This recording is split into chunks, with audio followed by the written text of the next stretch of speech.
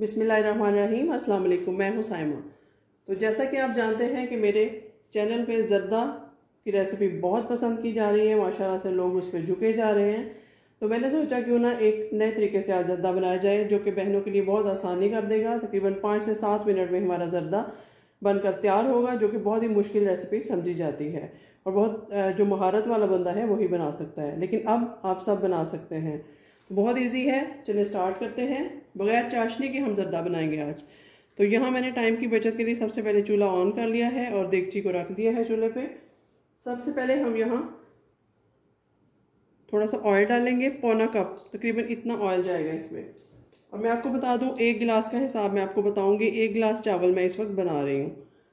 तो सबसे पहले इसमें ये मेरे पास कुछ चीज़ें हैं, आप देख सकते हैं। कुछ बादाम हैं और कुछ किशमिश ली है मैंने, और 3 से 4 काली मिर्च हैं, 2 लौंग हैं, 2 सब्ज़ इलायची हैं।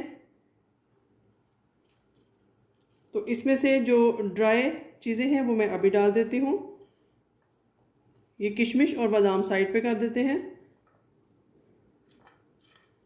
आपको पता है इन चीज़ों की बहुत अच्छी खुशबू आती है।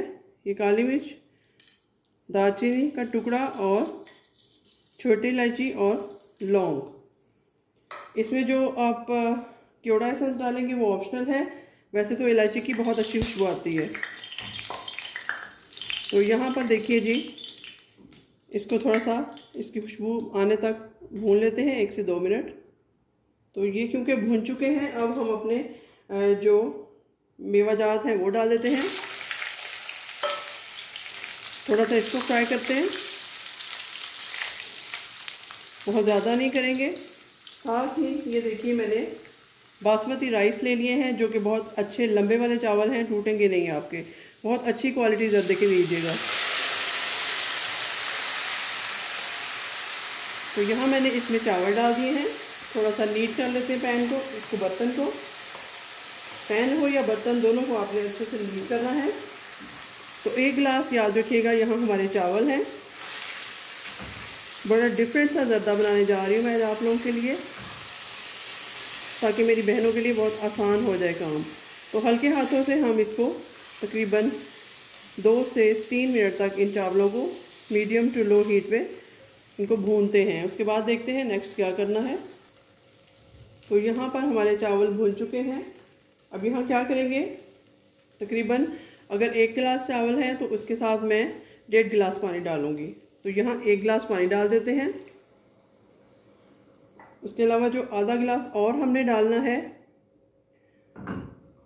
उसको हम ज़र्दा कलर उसमें मिक्स करके वो ऐड कर देंगे इसमें। लेकिन इससे पहले हम चीनी डालेंगे।